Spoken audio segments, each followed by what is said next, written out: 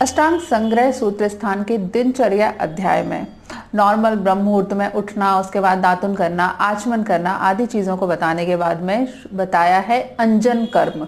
ये इस टॉपिक को समझना बहुत ज्यादा इंपॉर्टेंट है, क्योंकि आंखों में काजल लगाना इस मामले में लेके बहुत सारी कंट्रोवर्सी रहती है। बहुत सारे एलोपैथी के डॉक्टर इसको मना करते हैं। आयुर्वेद के जो लोग हैं और जो हमारे पुराने दादी नानी वाली जो पीढ़ी है हमारी, वो हमेशा इसका बहुत ज़्यादा प्रचार प्रसार करते हैं कि लगाना चाहिए। खासतौर से छोटे बच्चों के आंखों में काजल लगाने को बहुत ज़्यादा प्रमुखता दी जाती है। तो इसको थोड़ा सा हम समझने का प्रयास करेंगे कि यार आयुर्वेद इस मामले में क्या कहता है। आयुर्वेद में अंजन कर्म यानी कि काजल लगाना एक बहुत ही ज़्यादा इम्पॉर्टेंट चीज़ बोली गई है। लेकिन अब मैं आपको थोड़ा सा पढ़ के सुनाती हूँ। अष्टांग संग्रह सूत्र स्थान में अंजन कर्म के लिए बोला गया है कि जो सवारी अंजन होता है उसे प्रतिदिन आंखों में लगाना चाहिए, और जो रसांजन होता है उसे 7 दिन में आंखों में लगाना चाहिए। सवारी अंजन आंखों को अच्छा करने के लिए, आंखों के लाल, श्वेत, कृष्ण तीनों भागों के रोगों को ठीक करने के लिए अच्छा होता है, और आंख में कफ दोष के कारण कोई रोग उत्पन्न ना हो, इसलिए कफ के निवारण के लिए हर 7 दिन में रसांजन का प्रयोग करना चाहिए। अब ये अंजन है क्या, इसको समझ लीजिए। ये जो सवारी अंजन, रसांजन और इसके अलावा 5 और तरीके के, मतलब इसके अलावा 3 और तरीके के अंजन होते हैं जिनका आयुर्वेद में वर्णन किया गया है। ये सारे अंजन मुख्य रूप से पीबी यानी कि लेड और एस यानी कि सल्फर के घटक होते हैं। लेड और सल्फर ये दोनों केमिस्ट्री में आप लोगों ने पढ़े होंगे 11th क्लास में। ये जो मेटल्स होते हैं उनका आपस में मिश्रण करके ये अंजन बनाए जाते थे और इनका आंखों के अंदर प्रयोग किया जाता था।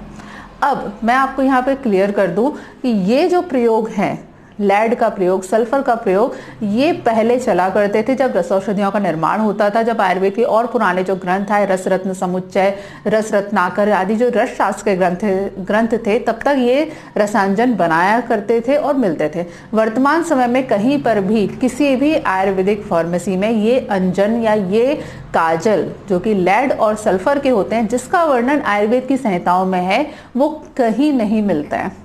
और ये वीडियो बनाने से पहले मैंने अपने सारे गुरुजनों से संपर्क करके स्पेशली उनसे पूछा भी कि क्या कोई आयुर्वेदिक डॉक्टर है जो अभी इस तरीके की प्रैक्टिस कर रहे हैं। तो अंजन कर्म जो आयुर्वेद में बोला गया है वो अंजन वर्तमान समय में नहीं मिलते।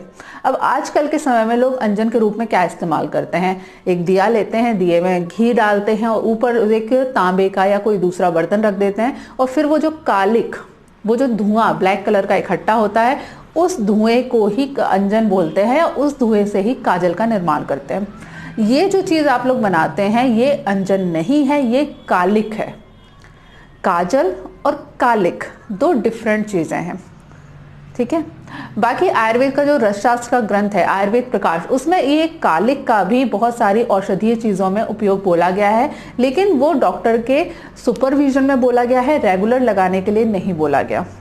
तो मैं यहाँ आपसे बात क्लियर करूंगी कि अंजन लगाना, आंखों में काजल लगाना, आंखों में जो कालिक होती है उसको लगाना आयुर्वेद में नहीं बोला गया है। ये बहुत बड़ा मिसकॉन्सेप्शन है कि काजल लगाने से आंखें सुंदर होती हैं।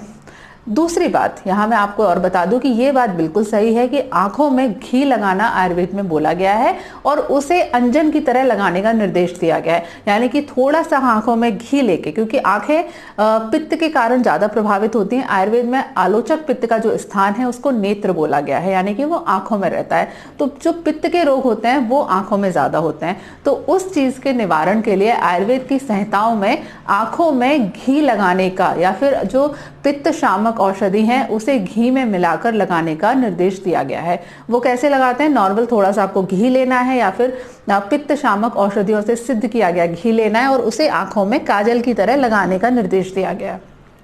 और हर 7 दिन में आंखों से कफ का शोधन करने के लिए रसांजन लगाने का या कोई तीक्ष्ण औषधि लगाने का, जिससे कि आंखों से काफी ज्यादा पानी निकले और आंखों का शोधन हो जाए, उस चीज का निर्देश आयुर्वेद में दिया गया है। ये जो अंजन कर्म जो दिनचर्या में बता रखे हैं, जो आयुर्वेद की चरक संहिता, सुश्रुत संहिता, वाग्भट संहिता और सभी संहिताओं में मिलते हैं, ये सवारी अंजन, स्त्रोतो अंजन, रसांजन आदि, तीक्ष्णांजन और एक और है जो कृष्णांजन, ये 5 तरीके के अंजन का आयुर्वेद में वर्णन है। लेकिन वर्तमान समय में कहीं पर भी ये अंजन नहीं मिलते हैं।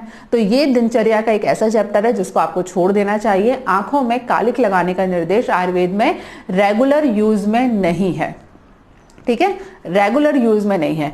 बहुत सारी औषधियों से सिद्ध करके आंखों के लिए कुछ आप बना सकते हैं जो आंखों की अलग अलग जो हेल्थ कंडीशन होती है, डिसीज होती है, उसमें फायदा पहुंचाए, वो एक डिफरेंट चीज है। लेकिन रेगुलर बच्चों में या बड़ों में आंखों में काजल लगाने का निर्देश आयुर्वेद की संहिताओं में नहीं मिलता। ठीक है, अंजन के बाद दूसरी चीज है वो है नस्य। नाक से अणु तेल का नस्य लेना आयुर्वेद में बहुत ही इंपॉर्टेंट चीज है और इसको सभी आचार्यों ने बोला है। दोनों नाक में, क्योंकि नाक जो होता है वायु का प्रमुख स्थान होता है, हम लोग लगातार नाक से सांस लेते हैं, जिसके कारण जो नाक की जो श्लेष्म कला होती है, जो म्यूकस मेम्ब्रेन होती है वहाँ की, वो ड्राई हो जाती है और उसमें काफी सारे रोग उत्पन्न हो सकते हैं। तो इस प्रकार से आंखों की श्लेष्म कला को मॉइस्चराइज बनाए रखने के लिए आयुर्वेद में नस्य कर्म का निर्देश है। नस्य आपको करना चाहिए, दोनों ही नाक के हिस्से में 2-2 बूंद की मात्रा में अणु तेल डालने का निर्देश है। ठीक है, उसके बाद यहाँ मैं आपको बताऊं कि सभी आचार्यों ने नस्य के बाद में गंडूश और कवल लेने का निर्देश दिया है। गंडूश और कवल क्या होता है, इसको ध्यान से सुनिए। आयुर्वेद की बहुत सारी औषधियों को उबालकर उनका काढ़ा बनाकर या फिर तेल वाली औषधियों को गले में लेकर कुल्ला करना, ये 2 तरीके से होता है। एक तो कुल्ला करते हैं जिसमें मुंह के अंदर पानी भरते हैं और इस तरीके से उसको गले में घुमाते हैं। दूसरा होता है गार्गल करना, यानी कि जो पूरा पानी है वो गले तक भरा जाता है। अब ये बहुत ही ज्यादा अच्छी बात है कि आयुर्वेद में पहले नस्य बोला, उसके बाद गंडूश बोला है। ठीक है, नस्य से जब हम नाक से औषधि लेते हैं तो जो सभी लोग आप लोग जानते हैं कि ईयर, नोज एंड थ्रोट ये आपस में जुड़े रहते हैं। यदि आप नाक से कोई भी मेडिसिन लेते हैं तो गले में डेफिनेटली पहुंचती है। गले के अंदर जब ये नाक से जाने वाला तेल पहुंच जाता है, कई पेशेंट मुझसे बोलते हैं या कई आयुर्वेद के जो प्रैक्टिस करते हैं वो बोलते हैं कि हमने ये चीज़ ली थी, हमने नाक से तेल डाला लेकिन उसके बाद हमें खांसी हो गई। उसका एक बहुत बड़ा कारण यही होता है कि लोग आधी नॉलेज को फॉलो करते हैं। आयुर्वेद में नाक से औषधि लेने के लिए बोला गया है, लेकिन नस्य कर्म के बाद गंडूश और कवल बोला है।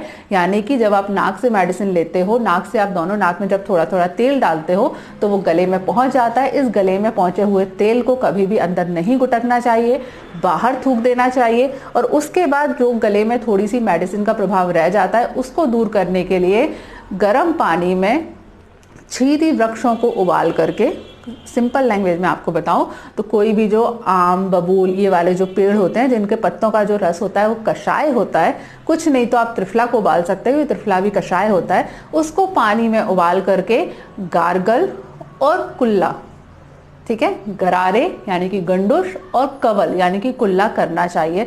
इससे क्या होता है, जो गले में जो मेडिसिन पहुंची है वो क्लीन हो जाती है, गले की सिकाई हो जाती है, वो जो ऑयल है वहां पर जो गले में पहुंच गया था वो गर्म पानी के साथ में घुल कर बाहर निकल जाता है। और इस तरीके से यदि आप नस्य का सेवन करते हैं तो आपको कभी भी खांसी, जुकाम या गले के इन्फेक्शन नहीं होते।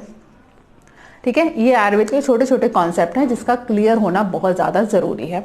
ठीक, इसके बाद आयुर्वेद में सबसे पहले अंजन बोला, जो कि आप लोग को नहीं करना है क्योंकि वो औषधियां मिलती नहीं है। उसके बाद नस्य कर्म प्रतिदिन आपको करना चाहिए, दिन में 2 बार नाक में, दोनों नाक में 2-2 बूंद की मात्रा में अणु तेल डालना चाहिए। और अणु तेल डालने के बाद गंडूश और कवल करना चाहिए, यानी कि गर्म पानी से गले की सिकाई करना और कुल्ला करना बहुत ज्यादा जरूरी है। ठीक, इन 2 चीजों के बाद आयुर्वेद में आता है धूम्र सेवन।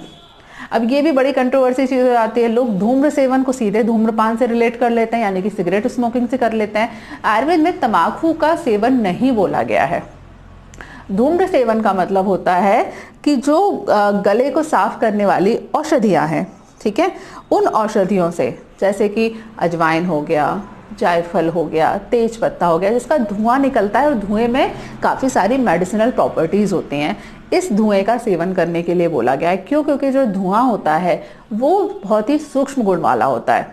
ठीक है, सूक्ष्म गुण का मतलब यह है कि जो धुएं के साथ में जो मेडिसिन आपके शरीर के अंदर जाती है वो आपके शरीर के छोटे से छोटे स्रोतस के अंदर, छोटी से छोटी कैनाल के अंदर जा सकती हैं और वहां पर मेडिसिनल जो वर्क है, जो प्रॉपर्टीज है, उसको वो करती हैं। तो इसलिए आयुर्वेद में नस्य लेने के बाद, गंडूश लेने के बाद धूम्रपान लेने के लिए बोला गया है।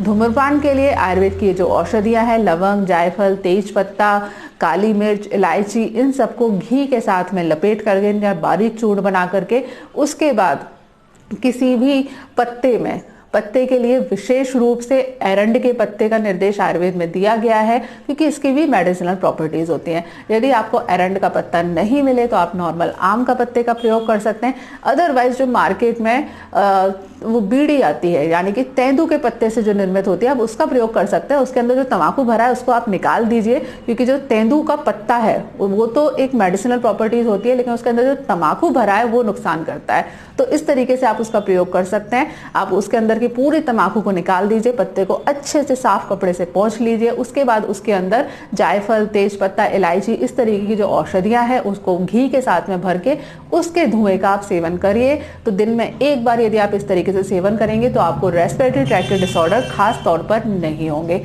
ये दिनचर्या के हिस्से हैं, प्रतिदिन इंसान को करना चाहिए। इसके बाद इतना करने के बाद में उसके बाद सिंपल सी चीज़ें हैं, किस तरीके के वस्त्र पहनने चाहिए, किस तरीके से इंसान को रहना चाहिए, वगैरह वगैरह। ये सिंपल सी चीज़ें हैं। आगे की जो कॉन्सेप्ट है मैं नेक्स्ट वीडियो में आपको बताऊंगी।